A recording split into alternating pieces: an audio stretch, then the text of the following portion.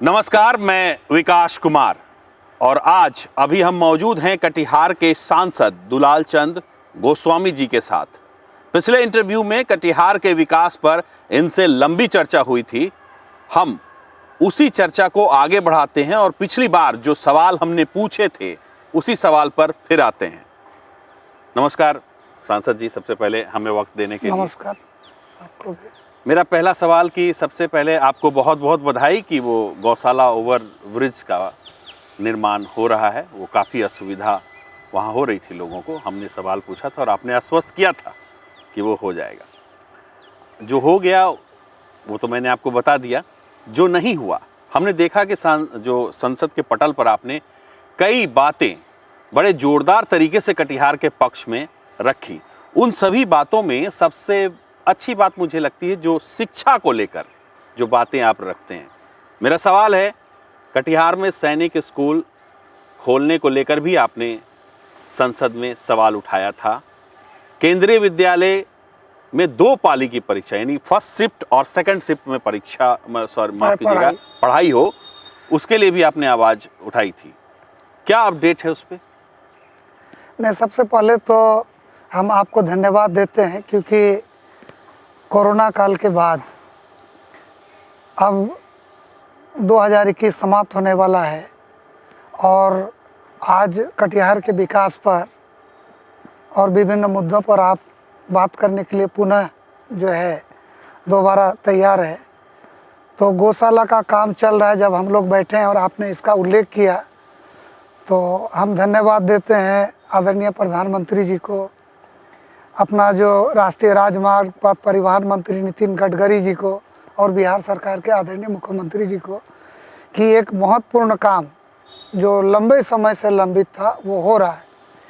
लेकिन उसके बाद लोकसभा में कई ऐसे विषय जो कटिहार के हित में और कटिहार के भावी पीढ़ी के लिए ज़रूरी था जिसका आपने उल्लेख किया।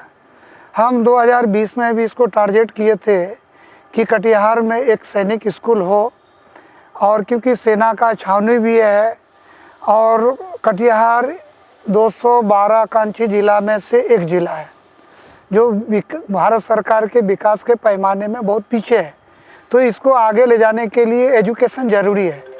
हमारा जब नया जनरेशन बढ़िया से पढ़ के आगे बढ़ेगा तो इसको लोकसभा में उठाए थे और जो हमारे रक्षा मंत्री जी हैं उनका भी सहमति का पत्र हमको उसका मिला है कि कटिहार में हम लोग जो है भारत सरकार सैनिक विद्यालय खोलने के लिए तैयार है और आधारभूत संरचना का निर्माण बिहार सरकार उसको कर देगी तो हम लोग उसको करेंगे। लेकिन एक खुशी की बात है कि 2021 का बजट में हमारे जो वित्त मंत्री है सीतारमण जी 100 सैनिक स्कूल का उल्लेख किए। लेकिन आप अगर पार्लियामेंट का सर्च करिएगा तो हम ही एकलौता सांसद थे जो उस सेशन में सैनिक स्कूल का अपने क्षेत्र में डिमांड किए थे। तो भारत सरकार ने इसको ले लिया है। तो हमको पूरा विश्वास है कि बिहार को 3-4 सैनिक स्कूल मिलेगा तो हमारा कटिहार को निश्चित मिलेगा। चलिए, हमारा फोकस शिक्षा पर ज़्यादा होता है और ये केंद्रीय विद्यालय में 2 पाली में परीक्षा की बात भी आप माफ़ कीजिएगा पढ़ाई की बात आपने उठाई थी। ये आप लोगों से जब हम डिस्कस करते थे तो आप लोगों का ये कहना था कि कटिहार में एजुकेशन के लिए जो जनरल एजुकेशन के लिए भी कुछ होना चाहिए। तो इस पर कई स्तर पर बात की है कि नया एक केंद्रीय विद्यालय हो जाए। तो हम देखें कि देश में राज्य में कई स्टेट के डिस्ट्रिक्ट ऐसे हैं जहां अभी केंद्रीय विद्यालय का आधारभूत संरचना तैयार नहीं हुआ, दूसरे केंद्रीय विद्यालय में टैग करके उस जिले के बच्चे पढ़ रहे हैं। तो हमको ये महसूस हुआ कि जहाँ बहुत डेंसिटी है और आधारभूत संरचना और भूमि का कमी है तो वैसे जगह में भारत सरकार 2 पाली 3 पाली में विद्यालय चला रहे हैं, खास करके महानगरों में। तो हमारा कटिहार में जो केंद्रीय विद्यालय का आधारभूत संरचना बहुत अच्छा है और एक पाली में 1 से लेकर के +2 तक लगभग 1500 बच्चे पढ़ रहे हैं। तो हमने आदरणीय मंत्री जी से मिल करके और ये आग्रह किया कि हमारा केंद्रीय विद्यालय को आप 2 पाली में कर दीजिए। तो वो हमको आश्वासन दिए, लेकिन हमको लगा कि इसको और थोड़ा मजबूती से लाना चाहिए। फिर इस बार लोकसभा में हमको अवसर मिल गया, तो अवसर मिला तो मैंने इस बात को वहाँ पर रखी है और माननीय मंत्री जी का मौखिक ये आया है कि मैं इसको देख रहा हूँ, इस पर गंभीर हूँ और आपका डिमांड सही है। तो आई होप कि हमको आने वाला दिन में 2 पाली में केंद्रीय विद्यालय बन जाएगा, तो हमारा जो कटिहार के बच्चों को थोड़ा ज़्यादा पैसा लगता है प्राइवेट स्कूल में पढ़ने में, तो ये बन जाएगा। तो इसके लिए हम आप लोगों को भी क्रेडिट देते हैं कि सभी मीडिया के साथ ही सभी जो समाज के प्रबुद्ध लोग हैं उन लोग का ये डिमांड था, तो इसको रखने का हमको मौका मिला है। ये हो जाएगा तो हमको दिल से बहुत खुशी होगी कि शिक्षा के क्षेत्र में एक अच्छा अवसर यहाँ के बच्चों को पढ़ने के लिए मिलेगा। बिल्कुल। सांसद जी, गौशाला ओवरब्रिज तो हो गया, लेकिन एक बड़ी समस्या छीटाबाड़ी ओवरब्रिज को लेकर भी है। आप वहाँ 2-2 फाटक हैं। हाँ, तो वहाँ पर क्या कोई प्लान है भविष्य में कि वहाँ के उस तरफ के लोगों को कोई परेशानी ना हो, ओवरब्रिज कुछ बने वहाँ से यहाँ तक? ये तो कटिहार जो शहर है और इंटायर कटिहार जिला का जो आपको पूर्वी क्षेत्र है, उसमें आप डनखोरा ले सकते हैं, हसनगंज को जोड़ सकते हैं, कदवा है, बारसोई है, बलरामपुर है, आजमनगर है। तो उसके लोगों को कटिहार शहर आने के लिए 2 रास्ता है। एक जो आजमनगर बारसोई के लोग कटिहार बस्तोल होकर के और डीएस कॉलेज होकर के आते हैं, और कटिहार बलरामपुर जो छिटाबाड़ी रोड है, जो SH98 है, वो छिटाबाड़ी होके आती है। और कटिहार शहर में आप लोग तो कटिहार में रहते हैं तो विदित है कि गौशाला, रेलवे, आरओबी का जितना महत्व था, जितना ज़रूरी है, उतना ही छिटाबाड़ी और भगवान चौक का है। तो चुनाव जीतने के बाद इसको हम टारगेट किए और इसको 2020 में लोकसभा के फॉर्म में भी लाए। उसमें आदरणीय पीयूष गोयल जी मंत्री थे, उनसे मिले, उनसे पत्राचार किए। तो उसके बाद जो रेल मंत्रालय ने एक पत्र दिया मुझे कि इसका जो घनत्व है, गाड़ियों का जो परिचालन है, ये आरओबी बनने का पात्रता रखता है। तो ये कह सकते हैं कि भारत सरकार ने भी इसको स्वीकार किया। लेकिन जब आरओबी बनाने की बात है तो उसमें पॉलिसी है कि आरओबी का जो स्ट्रक्चर है रेलवे ट्रैक में, वो केंद्र सरकार देगी और उसका जो अप्रोच है उसको राज्य सरकार को बनाना है। तो भारत सरकार ने सहमति का पत्र एक मुझे भी दिया और एक राज्य सरकार को भी दिया है।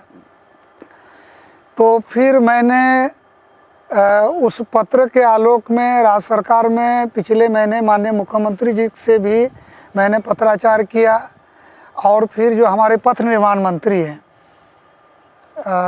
बड़े ही योग्य हैं, युवा हैं, नितिन नवीन जी, तो उनसे भी पत्र दिए हैं और डिमांड किए हैं कि ये आरओबी जरूरी है। और इसका कुछ चीज़ आपको बताते, आपने सही कहा, ये कटिहार से मुकरिया KM पहला गेट छिटाबाड़ी, उसी तरह से कटिहार कुमेतपुर KK पहला गेट भगवान चौक, ये दोनों में आरओबी बन जाएगा। तो कटिहार शहर के लोग अगर पूर्णिया जाना है तो फिर इसको जो शहीद चौक है या GRP चौक से जाना नहीं पड़ेगा, वो उस साइड से 4 लेन को पकड़ लेंगे, क्योंकि दलन में 4 लेन है।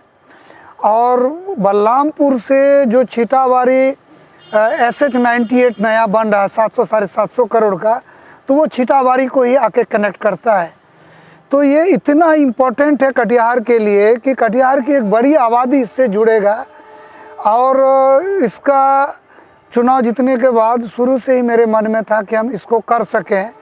तो आज के डेट में हम इतना कहेंगे, क्योंकि राज्य सरकार से जो संपर्क किए हैं उसका हमको जवाब नहीं आया है। तो फिर इसके बाद सेशन समाप्त हुआ है तो पटना जाएंगे तो एक बार बात करेंगे कि क्या पोजीशन है। लेकिन मौखिक रूप से ये कहा गया है कि इम्पोर्टेंट है और हम लोग उसको देख रहे हैं, उसको बनाएंगे। तो आपने सही सवाल किया है कटिहार के हित में कि ये केवल कटिहार शहर का जाम से निजात नहीं मिलेगा, कटिहार के कई प्रखंडों को कटिहार आने के लिए एक अच्छा सुगम अवसर मिलेगा। तो हम लोग उम्मीद करें कि जल्द इस पे हाँ, जल्द इसको बनेगा। गौशाला के बाद अगला टारगेट वही है। सबसे आखिर में आएंगे कि अब तक आपका जो कार्यकाल रहा है उसमें आपने क्या क्या किया है, उसको शॉर्ट में आप ब्रीफ करके हमें बताएंगे और कटिहार की जनता को भी बताएंगे कि आपका क्या क्या कार्य धरातल पर उतरा है। दूसरा सवाल हम लेते हैं, ये हम आखिर में पूछेंगे। दूसरा सवाल लेते हैं, कटिहार शहर में हर जगह नाले खुले हुए हैं, खुदे हुए हैं, आवागमन बद से बदतर हो चुका है, कचरा चारों तरफ फैला है। शहर किसी भी लोकसभा का जो नगर निगम एरिया होता है वो नाक होता है, नाक ही बदरंग दिख रहा है। तो जो लोग बाहर से आएंगे वो क्या इम्पैक्ट लेके जाएंगे, क्या परसेप्शन बनेगा कटिहार का? नहीं, देखिए, अभी जो वर्तमान परिस्थिति है, पिछले 2 वर्षों में कटिहार में जल जमाव का समस्या रहा है। और कटिहार का अगर भौगोलिक स्थिति आप देखेंगे तो कटिहार के दाएं साइड में जहां हम लोग बैठे हैं, पश्चिम साइड में आपको काड़ी कोसी है और इस पूरब साइड में एक नहर है और बीच में कटिहार बसा हुआ। कटिहार को जो इंजीनियर लोग का कहना है कि कटोरिनो कटिहार का जो ज़मीन है शहर का थोड़ा डाउन है, तो कटिहार में ड्रेनेज सिस्टम भी है, छोटा छोटा ड्रेन बना करके उस समय लोग व्यापक दृष्टिकोण नहीं लिया और छोटा छोटा ड्रेनेज के माध्यम से, नाला के माध्यम से पानी को निकासी का एक प्लान बनाया। लेकिन उससे पानी निकासी क्या हो गई, एक सीमित जगह में जाने के बाद पानी डिस्चार्ज नहीं हो पा रहा था शहर से, तो पानी जो है नाला से ऊपर आकर के सड़कों में आ जाती है। तो इसके लिए अभी संयोग से हमारे डिप्टी सीएम साहब ही नगर विकास मंत्री हैं और व्यापक ड्रेनेज सिस्टम का अभी तैयारी चल रहा है। ये बन जाएगा और ड्रेनेज सिस्टम के साथ साथ वो पानी को ट्रीटमेंट करके फिर नदी में या फिर नहर में जो है उसको छोड़ने का एक बृहद प्लान बन रहा है। तो ये अंतिम दौर में है। अगर इसको कर देगा तो जो परिस्थिति आज के दिन में कटिहार में वो नहीं होगा। और आपने सही कहा कि छोटा छोटा ड्रेनेज नाला सिस्टम बरसात के समय काम शुरू हुआ और उस समय मेरा भी था कि अभी काम नहीं करना चाहिए, अभी जल निकासी में फोकस करना चाहिए। लेकिन अब तो बरसात समाप्त हो गया है, तो मैं आपके चैनल के माध्यम से नगर निगम के अधिकारियों से और जिला प्रशासन से कहना चाहूँगा कि जो ड्रेनेज का काम हो रहा है और इन ड्रेनेजों को मेन ड्रेन से जो लिंकेज है तो इसको लिंकिंग सही से करके, अभी हम लोग के पास कई महीना है, इसको करें। अगला साल कम से कम कटिहार के लोगों को इस तरह से पानी और कीचड़ का सामना नहीं करना पड़े। तो इसके लिए हम प्रशासन से बात भी कर रहे हैं और आपके चैनल के माध्यम से भी आह्वान कर रहे हैं कि इसको करिए, नहीं तो कटिहार की परेशानी हम सब लोगों की परेशानी है, फिर हम लोग को अलग ढंग से सोचना पड़ेगा। अच्छा, नए निर्माण जहां हो रहे हैं लोगों को काफ़ी असुविधा हो रही है। जैसे 4 लेन का निर्माण मनिहारी से पूर्णिया कराया जा रहा है, धूल ज़बरदस्त उड़ रहे हैं, ठेकेदार पैरामीटर का ध्यान नहीं रख रहे हैं, पानी नहीं छिड़क रहे हैं, सड़क के एक साइड लंबी लंबी कतारें रॉ मटेरियल्स की लगी रहती हैं। मैं जानता हूं कि निर्माण के समय असुविधाएं होती हैं, फिर असुविधाओं का कोई एक पैरामीटर तो होना चाहिए कि किस लेवल पर। एक तरफ एक सड़क के किनारे लंबी लंबी कतारों में ट्रक खड़ी रहती है, दूसरी तरफ धूल। इसको लेकर आप कुछ करेंगे? नहीं, इसको लेकर जो है ना NHI का जो प्रोजेक्ट मैनेजर है उन लोग से हम बात किए कि भाई जब कंस्ट्रक्शन हो रहा है जिस रोड में, जैसे हमारा NH 131 अभी जो है कटिहार से या मनिहारी से पूर्णिया, तो इसमें जहाँ काम हो रहा है तो पानी का बहाव डेली कम से कम होना चाहिए। और कुछ कमी अगर आप लोग देखे हैं तो फिर दोबारा हम बात करेंगे प्रशासन से। तो कल हम पूर्णिया गए थे तो हमने देखा कि जाने के समय धूल उड़ रहा था, आने के समय पानी उन्हीं का छिड़काव कर रहा था। तो निर्माण हो रहा है तो कुछ है, लेकिन सरकार का भी गाइडलाइन है कि निर्माण में इस बात का ख्याल रखा जाए कि धूल डस्ट से जो पर्यावरण को नुकसान है उसको बचाया जाए। तो इस पर हम बात किए थे, फिर हम बुला करके उन लोग से बात करेंगे कि धूल डस्ट से हो। लेकिन जब निर्माण हो रहा है तो निर्माण का मटेरियल आएगा वो चलेगा, लेकिन ये कोशिश होगा कि पीक आवर में जब कम्युनिकेशन रहता है तो उस समय निर्माल मटेरियल आवश्यकता के अनुसार आए, और जब रोड खाली हो तो उसमें मैक्सिमम लाए। तो इस सब में कुछ बात करके उसको अगर कहीं कुछ है दिक्कत तो उसको सुधारा जाएगा। 2 साल से ज़्यादा हो गए आपके इस टर्म पे, क्या क्या कार्य हुआ है? हम ये बोलेंगे कि मेरा समय को मत देखिए, हमारा काम पर आप फोकस करिए। और हम जो काम कर रहे हैं आज आपके चैनल के माध्यम से, मैं देश के आदरणीय प्रधानमंत्री नरेंद्र मोदी जी और को हृदय से धन्यवाद देना चाहूँगा, और बिहार के मुख्यमंत्री आदरणीय नीतीश जी को, कि ऐसे सक्षम नेतृत्व के हाथ में देश का नेतृत्व और राज्य का नेतृत्व है। और ऐसे समय में कटिहार की जनता ने एमपी बना करके और अच्छा काम करने का अवसर दिया है। और ख़ास करके देखिए कि एमपी क्या कर सकता है। एनएच, एनएचआई जो केंद्रीय प्रायोजित योजना है उनको ला करके अपना ज़िला को संवार सकता है, लोगों को वो सुविधा दे सकते हैं। और हम आदरणीय प्रधानमंत्री जी को, माननीय मुख्यमंत्री जी को, और ख़ास करके राष्ट्रीय राजमार्ग पथ परिवहन मंत्री नितिन गडकरी जी को हृदय से धन्यवाद देना चाहते हैं कि ये लोग कोई भी एमपी जब उनके पास जाते हैं किसी काम को लेके, किसी प्रोजेक्ट को लेके, तो वो किसी को निराश नहीं करते हैं। और मुझे आज आपके चैनल के माध्यम से कटिहार के जनता को ये बताते हुए प्रसन्नता होती है कि कटिहार में 4 लेन नहीं था, और जब मैंने लोकसभा में उठाया, माननीय पथ परिवहन मंत्री जी से मिले, तो कटिहार को एक 4 लेन मिला, 48 किलोमीटर मनिहारी का नारायणपुर से पूर्णिया तक, जिसमें कटिहार में 14 किलोमीटर एक कटिहार के पूरब से बाईपास होगा। और इसका काम तेज़ी से चल रहा है, जिसका उल्लेख इंटरव्यू में आपने पहले किया। और इस बात का भी मुझे प्रसन्नता है कि गौशाला आरओबी के बाद दूसरा सवाल मेरा साहिबगंज मनिहारी ब्रिज था, जो 2.5 वर्षों से प्रोजेक्ट लंबित था। और मुझे इस बात का खुशी है कि उसका ब्रिज बन रहा। आप देखने भी गए थे। कल भी आप उस पार में जाकर के वहाँ के एमएलए और एमपी से इंटरव्यू लेके आए हैं, और हमसे ज़्यादा उस पार का नक्शा आप देखे हैं। ब्रिज तेज़ी से बन रहा है। आप भी खोजी पत्रकार है कि चीज़ को खोजते हैं, देश का डेवलपमेंट को खोजते हैं। तो झारखंड जो बिहार से अलग हुआ, मेरे मन में था कि उसके साथ हमारा स्टेट का, कि वो मेरा अभिन्न हिस्सा है, अंग है, और उससे जब झारखंड से बिहार का कनेक्शन हो जाएगा तो गिट्टी, चिप्स या फिर वहाँ का जो रॉ मटेरियल है, इंडिया का किसी कोना में जो नॉर्थ ईस्ट है, नेपाल है, ये सारा एक कनेक्ट हो जाएगा। छत्तीसगढ़, मध्य प्रदेश से लेकर के हिंदुस्तान का दक्षिणी छोड़ जुड़ जाएगा। तो एक तो उसको कर लिए।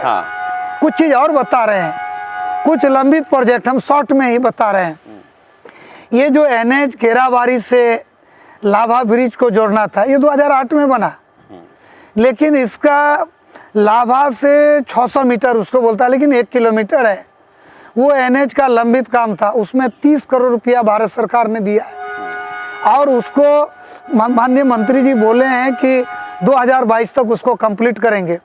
तो कटिहार के लोगों को केवल ट्रेन पर आश्रित नहीं होगा, या दालकोला और रायगंज होके 80 किलोमीटर एक्स्ट्रा नहीं घूमना पड़ेगा।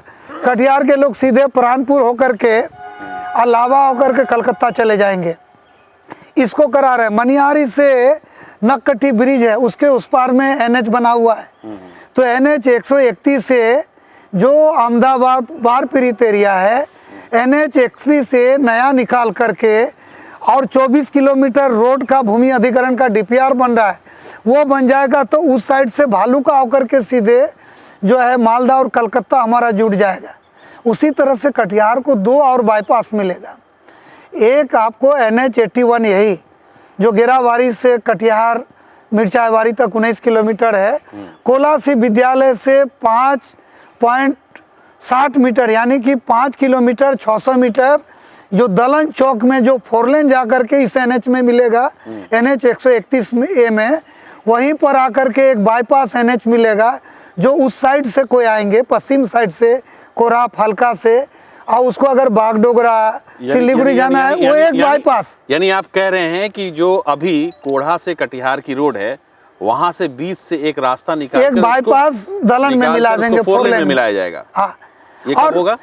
ये इसका जमीन भूमि अधिग्रहण चल रहा है। अच्छा, ये दूसरा एक हाजीपुर में जो कारी कोसी है, कारी कोसी से शरीफगंज का कि उस साइड से कोई आए या फिर भागलपुर से कोई आए तो वो सीधे पटना या नेपाल जाना हो, अररिया जाना हो, सहरसा सुपौल जाना हो तो वो सीधे आएंगे 4 लेन से, और शरीफगंज से NH से कटिहार शहर में छोड़ करके दिन रात वो सीधे, वो भी पाइपलाइन में है। भारत सरकार ने 4.25 किलोमीटर एक बाईपास हाजीपुर के बगल से, अभी तो गौशाला में ROB बन रहा है, वो एक NH का एक और ROB मिलेगा उसको, जो हवाई अड्डा का एरिया या फिर हवाई अड्डा के इस पार जो मिर्चाई बारी का एरिया है, तो शहर उधर भी डेवलप होगा। शहर कोलासी से लेकर के दलन तक डेवलप होगा। शहर उदामा रेखा से दलन तक, चंद्रमा चौक होकर के, चिलमारा होकर के, जो हमारा कटिहार एग्जिस्टिंग अभी कटिहार है, इसके अलावे आने वाला 2-4 वर्ष में एक नया कटिहार मिलेगा जहाँ पर बड़ा बड़ा उद्योग, बड़ा हॉस्पिटल, नया उद्यमी लोगों का इंडस्ट्री रहेगा। तो अभी तो हम लोग जो कटिहार देख रहे हैं, लेकिन एक नया कटिहार मिलेगा जिस कटिहार को देख करके लोगों को गर्व होगा कि एक नया कटिहार बन रहा है। और ये सारा चीज़ तब हो सका या होगा जब देश में आदरणीय नरेंद्र मोदी प्रधानमंत्री है, देश में बिहार के विकास पुरुष नीतीश कुमार जी हैं, ताकि जल्दी जल्दी ज़मीन मिले, जल्दी जल्दी हमारा प्रोजेक्ट पास हो और कटिहार का विकास होगा। तो कटिहार के जो क्षेत्र हैं, इंटायर जिला और कटिहार के पड़ोसी जिला, इतना सारा चीज़ हो जाएगा। तो कटिहार का, पटना के इर्द गिर्द का जिला का विकास हुआ है, तो कटिहार का विकास होगा तो कटिहार के प्रखंडों का और बगल के जिला से कटिहार का जुड़ा होगा। एक चीज़ और आपको हम बता रहे हैं, ये जो खगड़िया देख रहे हैं, खगड़िया तक 4 लेन बन गया और खगड़िया से 135-36 किलोमीटर पूर्णिया 0 माइल है। हाँ, उसका भी इस 4 लाइन में जुड़ना है, लेकिन वो लंबित था, उसके लिए कोई तैयारी अभी नहीं थी। हमने लोकसभा में उठाया, माननीय मंत्री जी से मिले, माननीय प्रधानमंत्री जी से आग्रह किए, और आपको ये बताते हुए मुझे प्रसन्नता हो रही है कि भारत सरकार ने उसको एक्सेप्ट किया, उसका DPR बन रहा है। तो आने वाला दिन में कटिहार जिला को 2-2 4 लेन मिलेगा और ये सब बन जाएगा। तो कटिहार में इंडस्ट्री उद्योग के लिए जो है एक बहुत बड़ा संभावना और भावी युवा पीढ़ी के लिए बनेगा। ये मैंने आपके माध्यम से कहना चाहता था। विकास के मुद्दे पर चर्चा करने के लिए बहुत बहुत धन्यवाद। बहुत लंबा इंटरव्यू हो गया। चलते चलते 1 मिनट में जब आपसे चाहेंगे, आपके किसी प्रोग्राम में जब आप फील्ड दौरे पे जाते हैं, बीजेपी के लोग बहुत कम दिखते हैं, क्या बीजेपी के लोग दिल से साथ नहीं है? नहीं, ये हाथ मिल रहे हैं पर दिल नहीं मिल रहे हैं। ये ऐसा नहीं है। देखिए, जब मेरा कोई पॉलिटिकल प्रोग्राम होता है दलगत आधार पर, तो वहाँ का लोकल का जो बीजेपी के वर्कर हैं, प्रखंड अध्यक्ष, बाकी सारे सेटअप रहते हैं।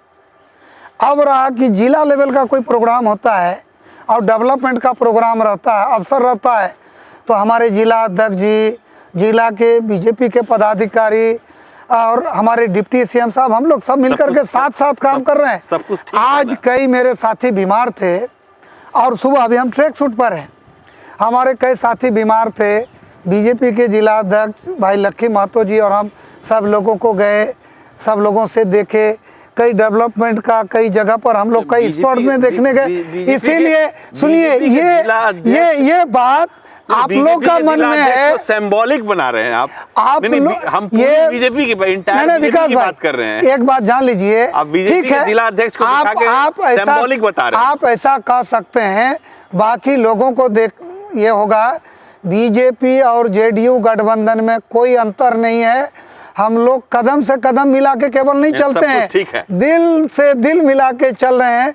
हम लोग का दिल भी एक है, सोच भी एक है। हाँ, केवल शरीर हाथ मिलते नहीं, हाथ नहीं, दिल मिला हुआ है और हम लोग मजबूती से काम कर रहे हैं। और हम सब लोगों का इंटायर एनडीए का, एनडीए गठबंधन का एक ही मकसद है जी। कि बिहार तेजी से आगे बढ़े, कटिहार तेजी से आगे बढ़े।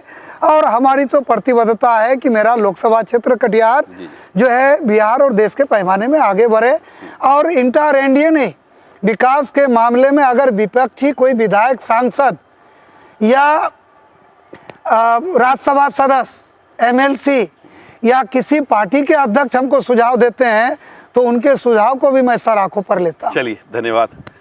आपसे बात किया हमने, विचार बीजेपी पे भी लिया, लेकिन बहुत सारे लोग कहते हैं, मैसेज भी करते हैं हमें कि दिल मिले ना मिले, हाथ मिलते जरूर दिखते हैं दोनों, नहीं, दिल बीजेपी और मिला। जेडीयू दोनों का कहने का मतलब हम लोग एक साथ थे। चलिए, आपका बहुत बहुत धन्यवाद विकास के मुद्दे पर हमसे चर्चा करने के लिए। तो ये थे कटिहार के सांसद दुलाल चंद गोस्वामी, जिन्होंने विकास को लेकर जो एक रूपरेखा तैयार की थी, उस पर क्या क्या कार्रवाई अब तक हुई है, क्या क्या चीज़ें धरातल पर उतरी हैं, उसके बारे में विस्तृत बात हम लोगों से की।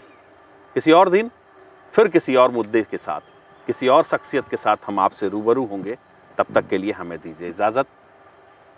नमस्कार।